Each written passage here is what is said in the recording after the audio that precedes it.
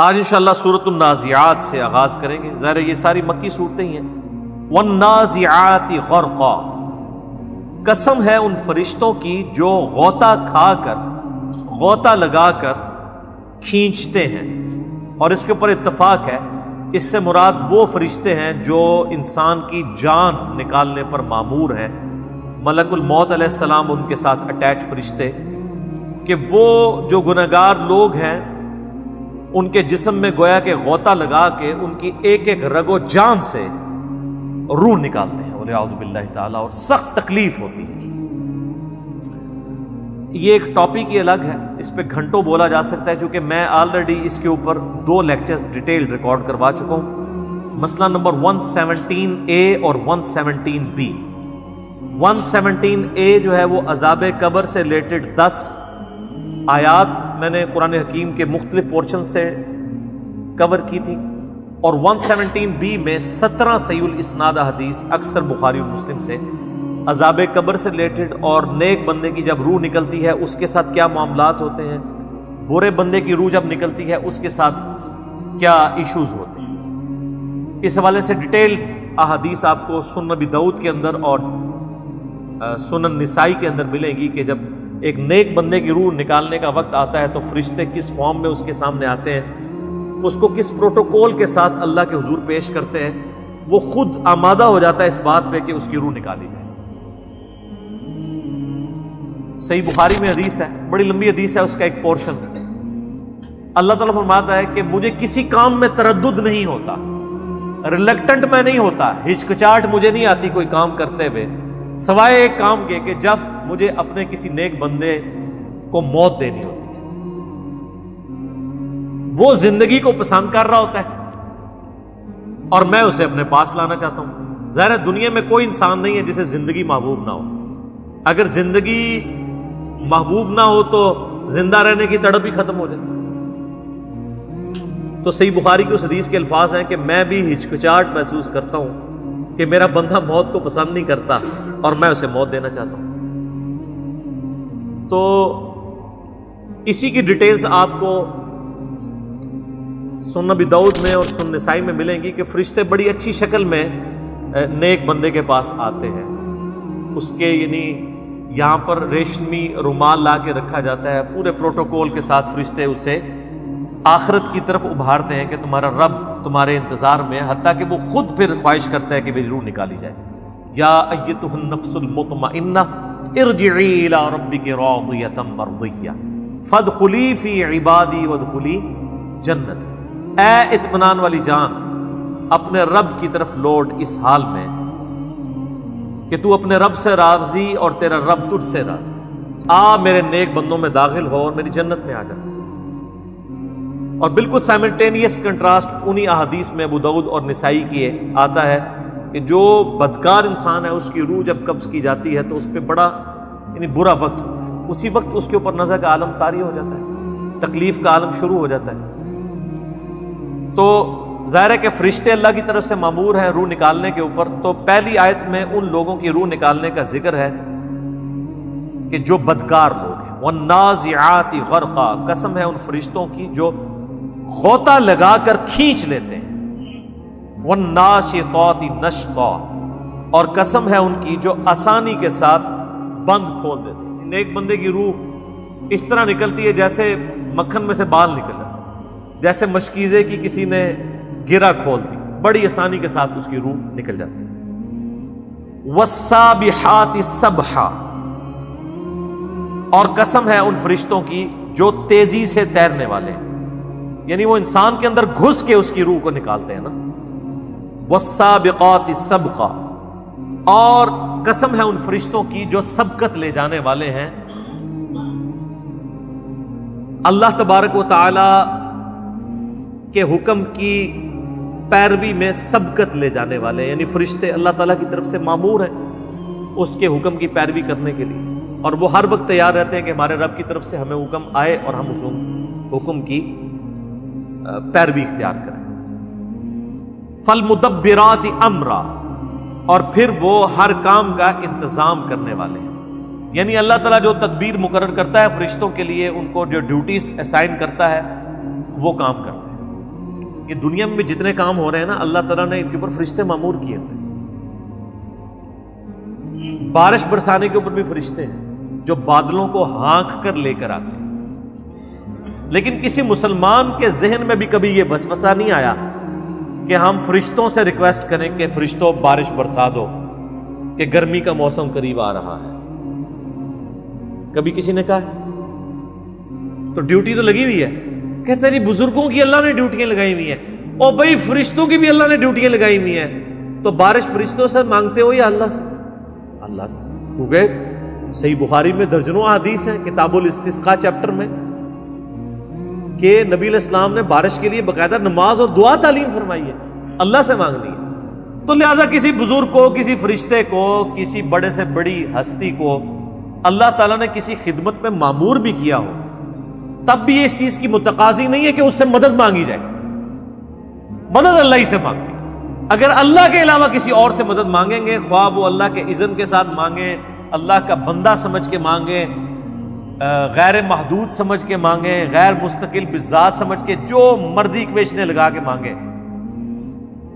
وہ شرک کی کیٹیگری میں فال کرنا چاہیے۔ ایاک نعبد و ایاک نستعین، اے اللہ ہم صرف تیری عبادت کرتے ہیں اور غائب میں مدد کے لیے، دعا کے لیے صرف تجھی کو پکارتے ہیں۔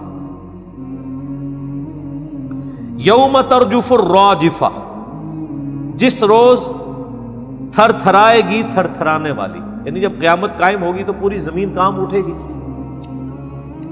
تتبعها الرادفہ، اور اس کے پیچھے ایک اور جھٹکا آئے گا۔ قلوب یومئذ واجفہ، اس دن کتنے ہی دل ایسے ہوں گے جو خوف سے کانپ رہے ہوں گے۔ ابصارها خاشعہ، ان کی آنکھیں ڈر کے مارے جھکی ہوئی ہوں۔ یہاں تو بڑے اکڑتے ہیں نا، وہ دیکھی جائے گی جی آگے۔ اللہ معاف کرنے والے کرتوت کر رہے ہیں اللہ کے دشمنوں والے، اور معافی مانگ رہے ہیں اللہ سے، اور وہ بھی آخرت میں، دنیا میں نہیں۔ دنیا میں مانگی ہوتی تو مل ہی جاتی۔ اللہ تعالیٰ ماتا ہے آنکھیں ڈر سے جھکی ہوئی ہوں گی، کیونکہ پتہ ہوگا نا کیا کرتوت کیے میں۔ یقولون انا لمردودون فی الحافرہ، اور اس وقت وہ کہہ رہے ہوں گے کیا ہم، یعنی اس وقت دنیا میں ان کا یہ کلام ہے، کیا ہم پلٹائے جائیں گے الٹے پاؤں، یعنی مرنے کے بعد ہمیں دوبارہ زندہ کیا جائے گا؟ وہاں جب زندہ ہوں گے تو آنکھیں شرم سے جھکی ہوئی ہوں۔ اذا كنا عظاما نخرہ، جب ہم بوسیدہ ہڈیاں ہو جائیں گے تو ہمیں کیا دوبارہ اٹھایا جائے گا؟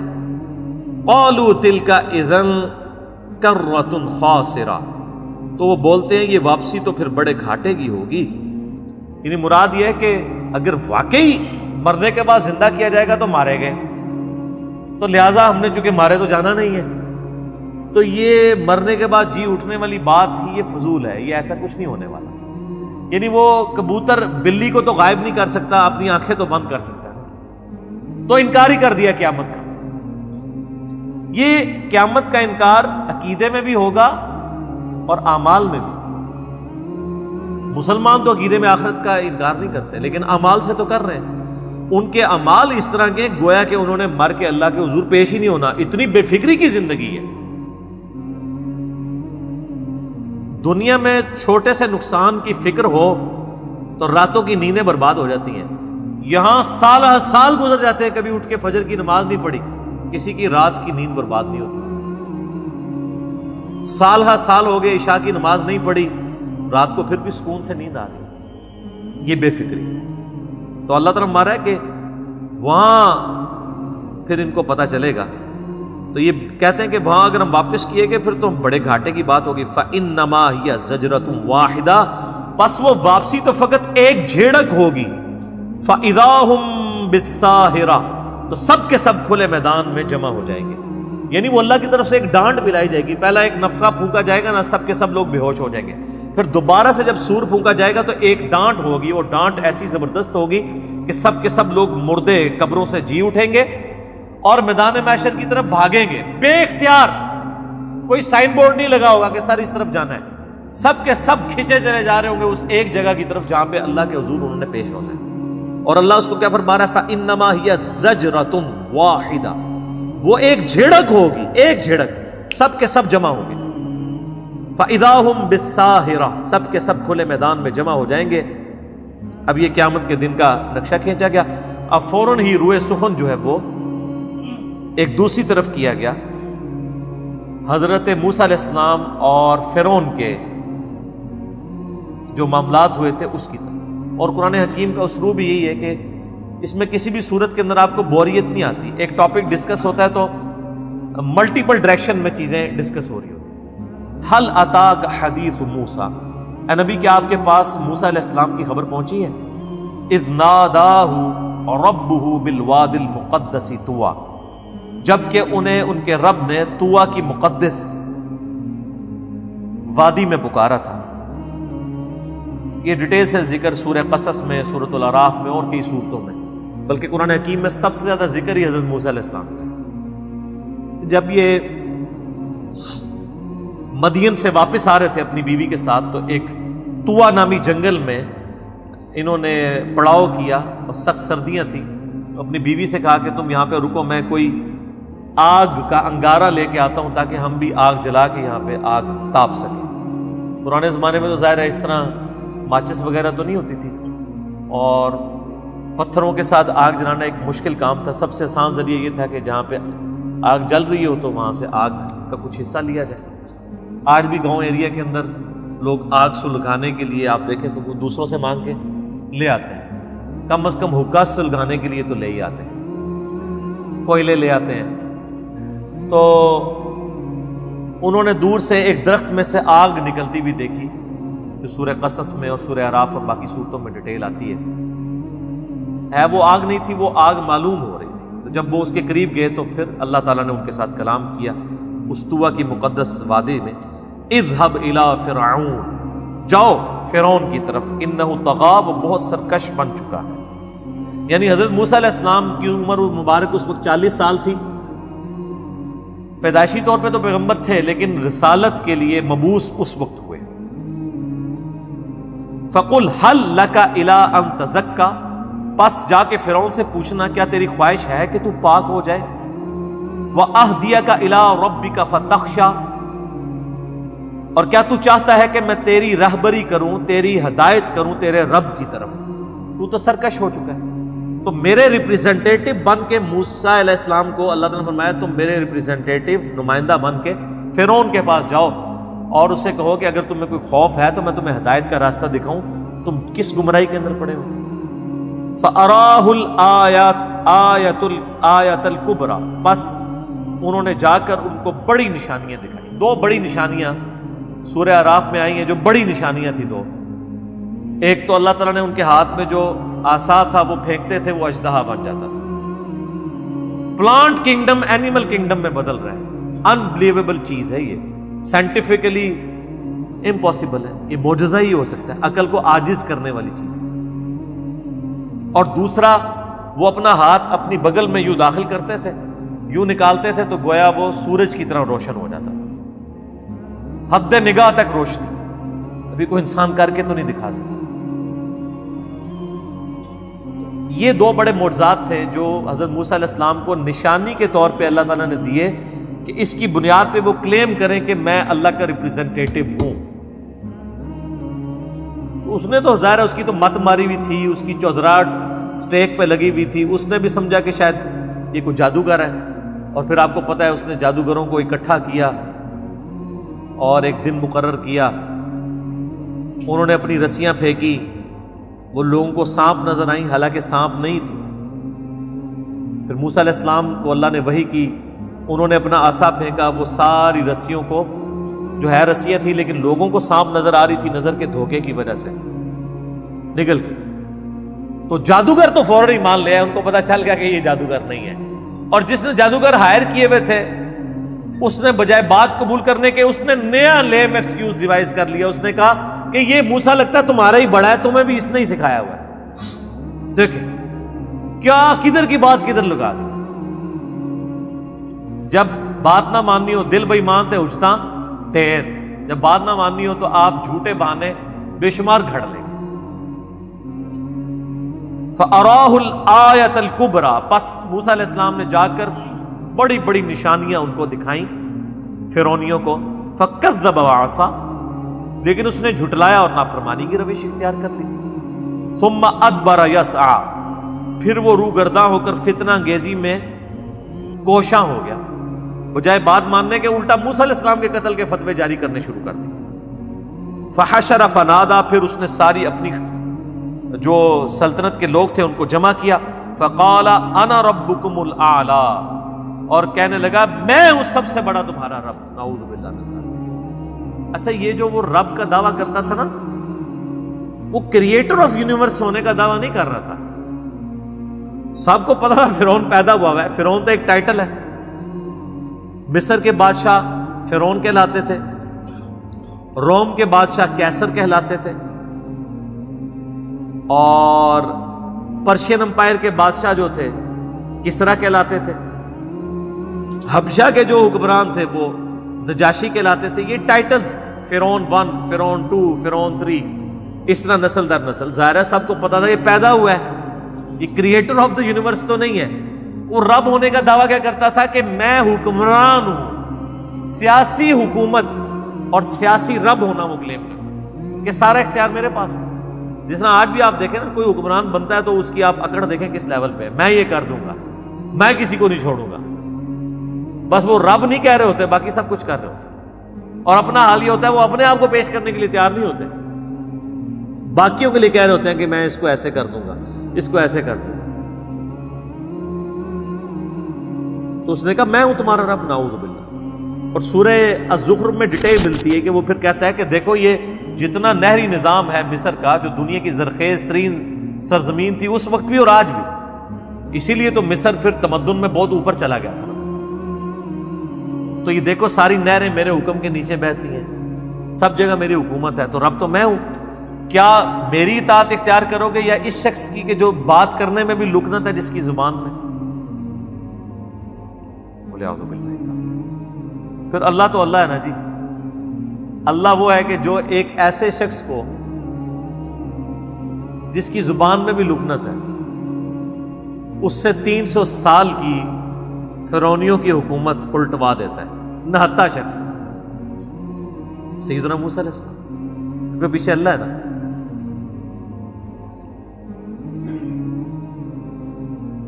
فَأَخَذَهُ اللَّهُ نَكَالَ الْآخِرَةِ وَالْأُولَى، اللہ فرماتا ہے آخر مبتلا کر دیا اسے اللہ نے آخرت اور دنیا کے دوہرے عذاب. عذاب کیا آیا؟ سمندر میں غرق کر دیا گیا، اپنی قوم کے سمیت بنی اسرائیل کو اللہ تعالیٰ نے نجات دے دی. ان فی ذلک لعبرۃ لمن یخشی، بے شک اس واقعے میں عبرت ہے اس کے لیے جو اللہ سے ڈرتا ہے. ہائے ہائے ہائے، یہ بڑی کانٹے کی بات ہے. وہ جو ہدی للمتقین آپ پوچھ رہے تھے اس کی تشریح آئی ہے. اللہ فرماتا ہے قرآن سے اس نے عبرت پکڑنی ہے جو ڈر جائے. سٹارٹ میں بھی آیا ہدی للمتقین. قرآن ہدایت تو سب کے لیے، ہدی للناس آیا قرآن میں. ہدایت تو ہر انسان کے لیے ہے، لیکن وہ انسان ہدایت حاصل کرے گا جو ہدی للمتقین ہوگا. اور ہدی للمتقین کا مطلب کیا؟ ڈر جانے والا، جس نے زندگی میں ایک دفعہ بھی سیریسلی یہ چیز سوچی کہ مجھے میری مرضی کے بغیر جس نے پیدا کیا وہ میرے ساتھ کچھ بھی کر سکتا ہے، مجھے مرنے سے پہلے پہلے اسے راضی کرنا ہے. اس کے دل میں ڈر پیدا ہوگا نا. انسان کی زندگی میں سب سے بڑا ڈر یہی ہے کہ میں کدھر سے آیا ہوں، مجھے کس نے پیدا کیا ہے، میرا اوریجن کیا ہے، میرے ساتھ آخر میں کیا ہونا ہے. اسی پرپز آف لائف کو جو لوگ تلاش کرتے ہیں وہ گاڈ تک پہنچ جاتے ہیں. انہی کے لیے کہا گیا ہدی للمتقین. قرآن میں ہدایت ہے ڈر جانے والوں کے لیے، جو ایک دفعہ سیریسلی سوچ لیں کہ یار ہمیں کسی نے پیدا کیا ہے، ہم اپنی مرضی سے پیدا نہیں ہوئے، اور جس نے پیدا کیا وہ ہمارے ساتھ کچھ بھی کر لے ہمیں کوئی بچا نہیں سکتا، تو ہم کیوں نہ اس کی اطاعت اختیار کر لیں. اور یہاں پہ بھی آیا اللہ فرماتا ہے قرآن میں عبرت اور ہدایت اس کے لیے لمن یخشی، جو ڈر جائے. جو نہ ڈرے اس کے لیے قرآن میں کوئی ہدایت نہیں ہے. فذکر بالقرآن من یخاف وعید، اے نبی قرآن سے اسے ڈر سنائیے جو اللہ کی دھمکی سے ڈرتا ہے. اچھا اللہ بھی کہہ رہا ہے کہ جو ڈرتا نہیں ہے نا اسے ہدایت کو نہیں ملنی. اس کا مطلب ہے قرآن نے آپ کو کان سے پکڑ کے ہدایت نہیں دینی ہے، قرآن نے صرف دعوت دینی ہے. اگر آپ ہدایت قبول کرنے کے لیے تیار نہیں ہیں تو دنیا کے سارے پیغمبر مل کے، دنیا کی ساری کتابیں الہامی مل کے آپ کو ہدایت نہیں دے سکتے. دیکھ لو آپ کتنے طاقتور ہیں. اگر آپ گمراہی پہ اتر آئے، سارے پیغمبر مل کے آپ کو ہدایت نہیں دے سکتے، ساری کتابیں مل کے نہیں دے سکتے. اللہ تو ویسے ہی نہیں دے گا. کیوں؟ اس لیے کہ ہدایت اس کائنات کی سب سے قیمتی چیز ہے. جو قیمتی چیز کی قدر نہ کرے اس کو اللہ ہدایت نہیں دیتا، اور جو قدر کر لے، وہ چاہے بلال حبشی ہو، اس کو ہدایت مل جائے گی، اور اس کے آقا کو امیہ ابن خلف کو نہیں ملے گی. اور جو ہدایت کا طلبگار ہو، چاہے وہ ایک غلام زادہ عمار ابن یاسر ہی کیوں نہ ہو، اس کو ہدایت مل جائے گی. لیکن اس کے آقا ابو جہل کو، جسے ابو الحکم کہا جاتا ہے، حکمت کا باپ، سب سے جینیس بندہ عرب کا، اسے بات نہیں سمجھ آئی. اس کے غلام کو، یاسر کو بھی اور سمیہ کو بھی، اور ان کے بچے عمار کو بھی سمجھ آ گئی. اسی لیے قرآن حکیم میں جب یہودیوں کے بارے میں آتا ہے، وہ کہتے ہیں ہمارے دلوں پہ تو غلاف چڑھے ہیں، نبی تمہاری بات ہم پہ اثر نہیں کرتی. تو فخریہ کہتے تھے. تو اللہ تعالیٰ فرماتا ہے نہیں، تم پہ اللہ کی لعنت ہوئی ہوئی ہے، کیونکہ نبی کا کیا نقصان کر رہے ہو بات نہ مان کے، خود ہی دوزخ میں جاؤ گے. یہاں پہ بھی ہم لوگوں کو کہتے ہیں نا، او جی آپ جو مرضی قرآن حدیث سے بیان کریں، ہم اپنے بزرگوں کے راستے سے نہیں ہٹیں گے. اور یہ فخریہ بیان کر رہے ہوتے ہیں، جبکہ ان کے اوپر لعنت پڑی ہوئی ہوتی ہے. اور اگر آپ کا دعویٰ ہے کہ آپ کے بزرگوں کا طریقہ وہی ہے جو قرآن و سنت کا ہے، پھر تو قرآن و سنت سے آپ کو چڑ ہی نہیں ہونی چاہیے. قرآن و سنت سے چڑ انہی کو ہی ہوتی ہے جن کو پتہ ہے کہ قرآن کی آیت کچھ اور کہہ رہی ہے، ہمارے بزرگ کچھ اور بتا کے گئے ہیں. حدیثیں کچھ اور کہہ رہی ہیں، ہمیں ہمارے بزرگوں نے کچھ اور بتایا، تو کہتے ہیں بات ہی نہیں سنتے. کہتے ہیں نا علی کے لیکچر نہیں سنتے، اس لیے کہ ان کو پتہ ہے کہ اس نے وہ بات بتانی ہے جو کتابوں میں لکھی ہے، اور جب وہ سنیں گے تو کہیں گے ہمارے تو بزرگ ہمارے ساتھ فراڈ کر کے گئے، تو فوراً ہدایت کا راستہ کھل جائے گا. اللہ کے فضل سے اس پلیٹ فارم سے کبھی یہ بات نہیں ہوئی کہ فلاں کو نہیں سننا. میں کہتا ہوں دنیا کے ہر گمراہ کو سنیں، تاکہ آپ کو پتہ چلے کہ گمراہی اور ہدایت میں فرق کیا ہے. اگر اسلام سچا مذہب ہے اور اسلام کے ماننے والے کوئی اپنے آپ کو اچھے سمجھتے ہیں کہ ہم اچھے مکتب فکر، ہمیں جنتی گروہ ہمارا ہے، تو ان کو تو فخریہ کہنا چاہیے کہ جناب قرآن کھول کے کوئی صفحہ پڑھیں، ہماری ہر بات قرآن سے ثابت ہوگی. اس کی بجائے اگر وہ یہ کہہ رہے ہوں قرآن ڈائریکٹ نہیں پڑھنا آپ گمراہ ہو جائیں گے، تو اس کا مطلب کیا ہے؟ تو دنیا میں ہی سر فیصلہ ہو گیا ہوا ہے کون ہدایت پہ ہے کون گمراہی پہ ہے. البتہ وہ آپ اگر آنکھیں کھولیں گے تو آپ کو پتہ چلے گا. اگر آپ کبوتر کی طرح آنکھیں بند کر کے سمجھ رہے ہیں کہ بلی غائب ہو جائے گی، سر بلی نہیں غائب ہوگی، تھوڑی دیر بعد آپ کی گیچی میں روڑ لے گی. موت کا فرشتہ تیار کھڑا ہے. تو اس لیے اپنے آپ کو دھوکہ نہ دیں. یہ قیامت کی، اس میں قیامت مضمر ہے جی. ان فی ذلک لعبرۃ لمن یخشی، قرآن میں عبرت اس کے لیے ہے جو ڈرے، جو نہیں ڈرتا کچھ نہیں. اور ایک بات یاد رکھیے گا، جو نہیں ڈرتا اسے تبلیغ کرنا بھی حرام ہے. جی ہم تو کہتے ہیں نہیں، اس کو سمجھا کے ہی چھوڑیں گے. اس بات کے اوپر تو اللہ تعالیٰ نے نبی علیہ السلام کو کئی جگہ پہ گرفت فرمائی ہے کہ آپ کیوں اس طرح کرتے ہیں. سَيَذَّكَّرُ مَن يَخْشَىٰ، اے نبی نصیحت اسے کریں جو ڈرتا ہو. وَيَتَجَنَّبُهَا الْأَشْقَىٰ، اور اس سے اجتناب کریں جو بدبختی پہ اترا ہوا ہے، بات سننے کے لیے تیار نہیں ہے. وَيَتَجَنَّبُهَا الْأَشْقَىٰ الَّذِي يَصْلَى النَّارَ الْكُبْرَىٰ، اس بدبخت کو تو ہم اس بڑی آگ پہ پیش کریں گے. ثُمَّ لَا يَمُوتُ فِيهَا وَلَا يَحْيَىٰ، پھر اس آگ میں نہ وہ زندوں میں ہوگا نہ مردوں میں. قَدْ أَفْلَحَ مَن تَزَكَّىٰ، بے شک کامیاب تو وہ ہوا جس نے اپنے نفس کا تزکیہ کر لیا، پاک ہو گیا خود. وَذَكَرَ اسْمَ رَبِّهِ فَصَلَّىٰ، اور اپنے رب کا نام لے کر نماز پڑھی. نماز ہم کس طرح شروع کرتے ہیں؟ اللہ بل تؤثرون الحیات الدنیا، لیکن اکثر اصل مرض تمہارا یہ ہے کہ تم دنیا کی زندگی کو پرائورٹی دیتے ہو. والآخرۃ خیر وابقیٰ، جبکہ آخرت بہتر بھی ہے اور ہمیشہ رہنے والی بھی ہے. ان ھذا لفی الصحف الاولیٰ، یہی ایک یونیورسل ٹروتھ، کانٹے کی بات تھی جو ساری الہامی کتابوں میں تھی جو اس سے پہلے نازل ہوئی. صحف ابراہیم و موسیٰ، چاہے قرآن سے پہلے حضرت موسیٰ علیہ السلام کے صحیفے ہوں یا حضرت ابراہیم علیہ السلام کے صحیفے، ایک ہی کانٹے کی بات تھی، کیا کہ دنیا کی زندگی عارضی ہے، آخرت کی زندگی ہمیشہ کے لیے رہنے والی۔ تو وہاں پہ بھی آیا کہ اے نبی آپ اس کو نصیحت کریں جو ڈر جائے، اور جو ڈرنا نہیں چاہتا اس کے لیے کیا حکم ہے؟ وَإِذَا خَاطَبَهُمُ الْجَاهِلُونَ قَالُوا سَلَامًا، جاہلوں سے واسطہ پڑے تو ان کو کہ السلام علیکم سر، سلام میں متارکت۔ میرا یوٹیوب پہ کلپ بھی ہے، علماء اور جہلاء دونوں ناقابل اصلاح ہیں، کیونکہ بکے ہوئے ہیں، ان کو کوشش نہ کرے سیدھا کرنے کی، الٹا آپ کے لیے وہ بالے جان بن جائے گی۔ دعوت ضرور دیں لیکن دعوت ایک بار ہوتی ہے بس۔ نبی علیہ السلام کو بھی قرآن حکیم میں کتنے سخت الفاظ میں کہا گیا فَلَعَلَّكَ بَاخِعٌ نَفْسَكَ عَلَىٰ آثَارِهِمْ إِن لَّمْ يُؤْمِنُوا بِهَٰذَا الْحَدِيثِ أَسَفًا، اے نبی اپنی جان کو ہلاک کر لوگے اس غم میں کہ لوگ ہدایت نہیں قبول کر رہے۔ طٰہَ مَا أَنزَلْنَا عَلَيْكَ الْقُرْآنَ لِتَشْقَىٰ، اے نبی قرآن اس لیے نازل نہیں کیا کہ آپ مشقت میں پڑ دیں۔ مَا أَنزَلْنَا عَلَيْكَ الْقُرْآنَ لِتَشْقَىٰ، مشقت میں نہیں ہے، بلکہ یہ تو اس لیے نازل کیا کہ تاکہ جو نصیحت حاصل کرنا چاہتا ہے وہ نصیحت حاصل کرے، آپ اس کو نصیحت کریں۔ اس بات کو سمجھنا ضروری ہے، آپ کا کام صرف دعوت دینا ہے، ہدایت نہیں دینی۔ ہدایت اللہ نے دینی ہے اور اس کو دینی جو ہدایت لینا چاہے۔ وَالَّذِينَ جَاهَدُوا فِينَا لَنَهْدِيَنَّهُمْ سُبُلَنَا، جو لوگ ہماری راہ میں کوشش کریں گے ان کو ہم ہدایت دیں گے، جو کوشش نہیں کرنا چاہتے جائیں دفعہ ہو جائیں۔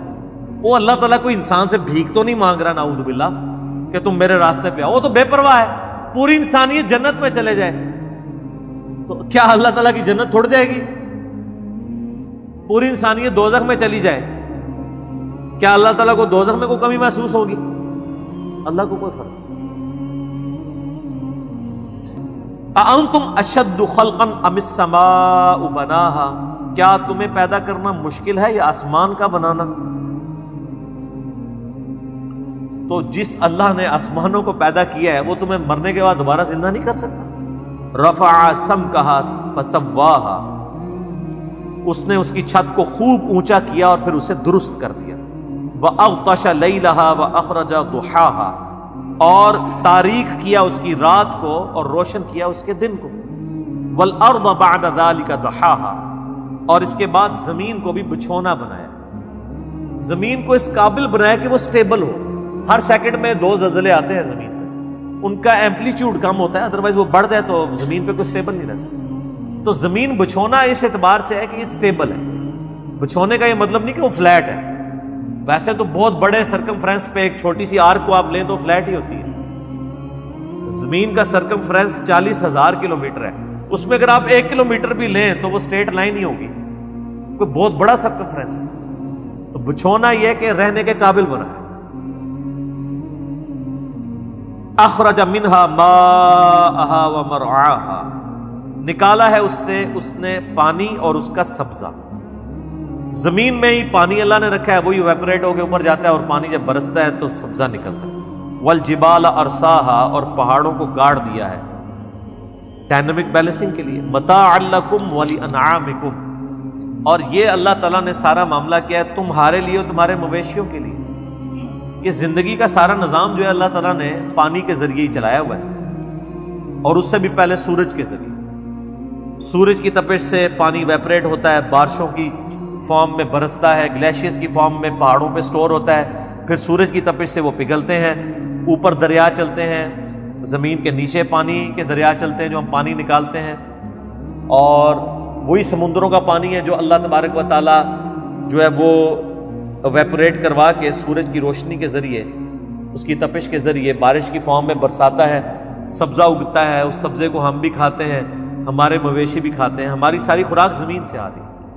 آپ دنیا میں کوئی بھی چیز کھا رہے ہیں نا، خواہ وہ ڈائریکٹ کھا رہے ہیں یا ویلیو ایڈیشن کے بعد کھا رہے ہیں، آ رہی زمین سے۔ KFC میکڈونلڈ بھی زمین سے ہی ہوگا بھائی، سب کی سب، ہر چیز زمین سے۔ کسی چیز کو ڈیپ ڈگ کرے، آخری روٹ اس کا زمین ہے۔ تو اس زمین کے اوپر اللہ نے زندگی آباد کی تمہارے لیے اور تمہارے مویشیوں کے لیے. فَإِذَا جَاءَتِ الطَّامَّةُ الْكُبْرَى، پھر جب وہ آ جائے گی بڑی آفت. یہ میں نے جس طریقے سے اردو بولی ہے نا، عربی اس سے بھی زیادہ ڈاڈی ہے. فَإِذَا جَاءَتِ الطَّامَّةُ الْكُبْرَى، جب وہ بڑی آفت آ جائے گی. کون سی؟ قیامت کا دن. یوم یتذکر الانسان ما سعی، اس دن انسان یاد کرے گا جو دنیا میں اس نے کمائی کی تھی. یعنی کسی نے اچھے اعمال کیے ہوں گے تو وہ یاد کر رہا ہوگا یا اللہ میں نے یہ بھی کیا تھا، یہ بھی ہے، امید ہے میں بچ جاؤں گا. اور جس نے پٹھے کام کیے ہوں گے، برے کرتوت کیے ہوئے ہوں گے، اس کو یاد آ رہا ہوگا میں دنیا میں یہ کر کے آیا ہوں تو اب میرے کرتوت میرے سامنے آئیں گے. وَبُرِّزَتِ الْجَحِيمُ لِمَن يَرَى، اور دوزخ لا کے سامنے کر دی جائے گی ہر دیکھنے والے کے. جیسے یہاں بھی آپ کو پتا نا ورلڈ کپ سے پہلے وہ ٹرافی کی نمائش کر دی جاتی ہے، تو میدان معاشر میں بھی دوزخ لا کے سامنے نمائش کی جائے گی کہ پتروں تیار ہو جاؤ جتنے جو ہونی ہے. تو ظاہر آپ سمجھ سکتے ہیں کہ اس وقت جنہوں نے دنیا میں برے اعمال کیے ہیں وہ تو خود ہی اپنے اوپر گواہ ہو جائیں گے کہ یہ ٹرافی انہی کو ملنے والی ہے. اللہم اجرنا من النار، اللہم اجرنا من النار، اللہم اجرنا من النار. اللہم من احییتہ منا فاحیہ علی الاسلام ومن توفیتہ منا فتوفہ علی الایمان. آمین. اب جناب یونیورسل ٹروتھ آ رہا ہے اللہ کی طرف سے، بالکل مختصر 2-4 جملوں میں پوری کی پوری قیامت مضمر ہے. پورا فلسفہ آ گیا دین کا. فَأَمَّا مَن طَغَىٰ، پس جس نے بھی دنیا میں سرکشی کی، وَآثَرَ الْحَيَاةَ الدُّنْيَا، اور دنیا کی زندگی کو پرائورٹی دی، ترجیح دے دی، فَإِنَّ الْجَحِيمَ هِيَ الْمَأْوَىٰ، تو اس کا ٹھکانہ ہوگا دوزخ. 3 جملوں میں پوری الہامی کتابوں کی دعوت کا خلاصہ. فَأَمَّا مَن طَغَىٰ، جس نے سرکشی کی، اللہ کی حدوں کو پھلانگا دنیا میں، وَآثَرَ الْحَيَاةَ الدُّنْيَا، اور دنیا کی زندگی کو سب کچھ سمجھ لیا، اسے پرائورٹی دے دی، ترجیح دے دی، فَإِنَّ الْجَحِيمَ هِيَ الْمَأْوَىٰ، اس کا ٹھکانہ ہوگا دوزخ. 3 جملوں میں کنکلوڈ ہو گیا کہ ایک کیٹیگری یوں ہوگی.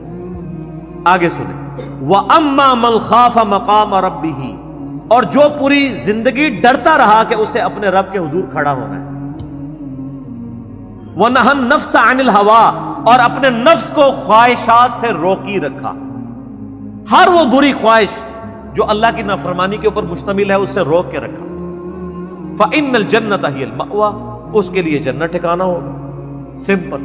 3 جملوں میں دوزخیوں کا ذکر اور 2 جملوں کے اندر جنتیوں کا ذکر ہوگا. سر یہ 5 آیات ہی ہوتی نا، صرف قرآن نہ بھی نازل ہوتا، یہ انسانیت کی ہدایت کے لیے کافی تھی. ساری نبیوں کی دعوت کا خلاصہ یہی ہے کہ جس نے دنیا میں سرکشی کی، خدا کی نافرمانی کی، دنیا کی زندگی کو ترجیح دی، باقی جو دنیا کی ضرورتیں ہیں تو آپ نے پوری کرنی، ترجیح دے دی آخرت کے اوپر، حلال و حرام کی تمیز گنوا دی، اللہ کی نافرمانی کی، حقوق العباد پورے نہیں کیے، اس کا ٹھکانہ دوزخ. اور جو شخص ڈرتا رہا ہر وقت کہ میں نے یہ کام کیا تو مجھے اللہ کو جواب دینا ہوگا تو میں بچ جاؤں، اور یہ کام نہ کیا تو اللہ کو جواب دینا ہوگا، میں اس کے اوپر استقامت اختیار کروں فرائض کے اوپر، تو اللہ فرماتا ہے اس کا جنت ٹھکانہ. اللہ خیر سے اللہ، یہ ٹوٹل دعوت کا خلاصہ. اسی لیے یہ صورتیں شروع میں نازل ہوئی تھی، اسی لیے تو بھوچال آ گیا تھا نا پھر کہ یہ کون سی دعوت کھڑی ہوگی. تو قرآن حکیم میں یہ بالکل اینڈ پہ جو صورتیں جو ہے مصحف کی ترتیب میں شروع میں نازل ہوئی. یسألونک عن الساعۃ ایان مرساہا، اے نبی آپ سے پوچھتے ہیں کہ قیامت کب قائم ہوگی.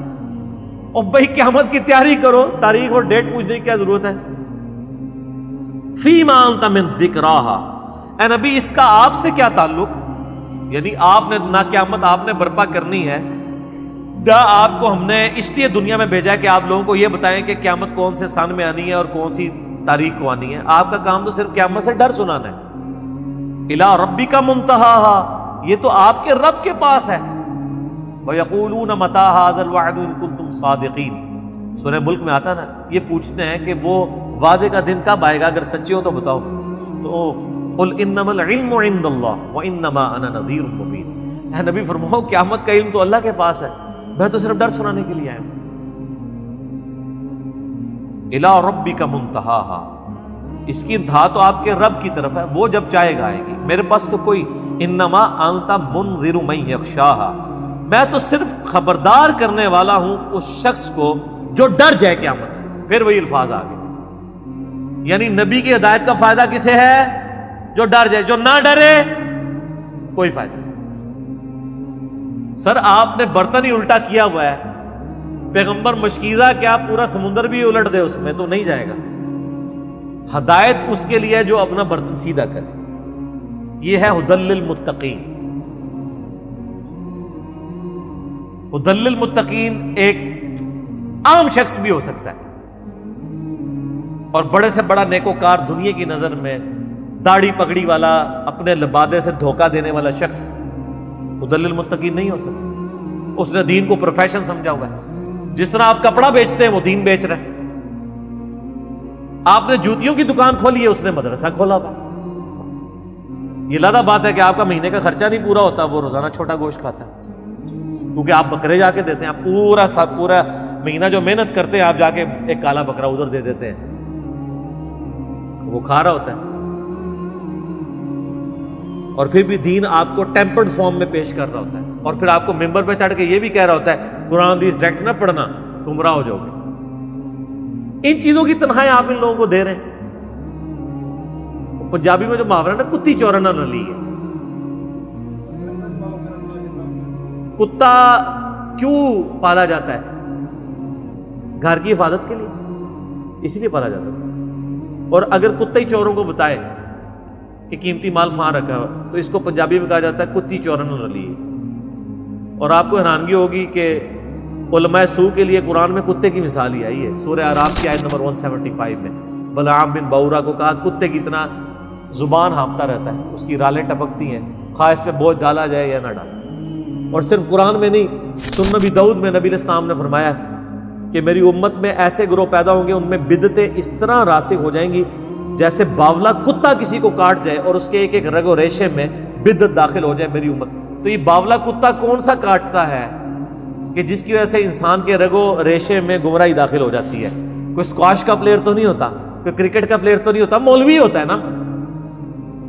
بدعت مولوی داخل کرتا ہے نا۔ تو نبی علیہ السلام نے بھی کتے کی مثال بیان کی، قرآن میں بھی کتے کی مثال۔ اسے نصیحت کرنے والے ہیں جو ڈر جائے۔ کأنہم یوم یرونہا، جب وہ قیامت کو اس دن دیکھیں گے تو کیا حال ہوگا؟ لم یلبثوا الا عشیۃ او ضحاہا، انہیں یوں محسوس ہوگا دنیا میں وہ نہیں ٹھہرے تھے مگر ایک شام یا ایک صبح۔